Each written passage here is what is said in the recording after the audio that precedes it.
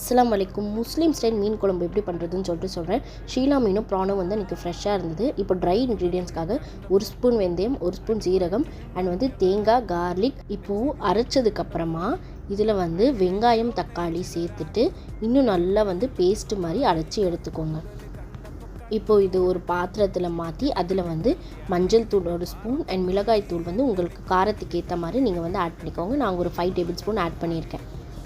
இப்போ இது கூட வந்து தனியா வந்து ஒரு 2 ஸ்பூன் ஆட் பண்ணிவிட்டு தேவைக்கு ஏற்ற மாதிரி உப்பு ஆட் பண்ணிவிட்டு இது கூட வந்து புளி வந்து கரைச்சி வச்சுருக்கேன். அது வந்து நல்லா வந்து கையாலேயே வந்து மிக்ஸ் பண்ணணும். கையால் மிக்ஸ் பண்ணிங்கன்னா அந்த டேஸ்ட் வந்து ரொம்ப நல்லாயிருக்கும்.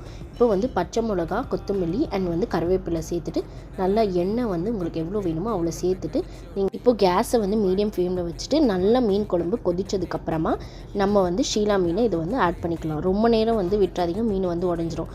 இப்போ வந்து கொஞ்சம் ஃபிஷ்ஷை வந்து நாங்கள் மசாலா போட்டு ஃப்ரை பண்ணிட்டோம்.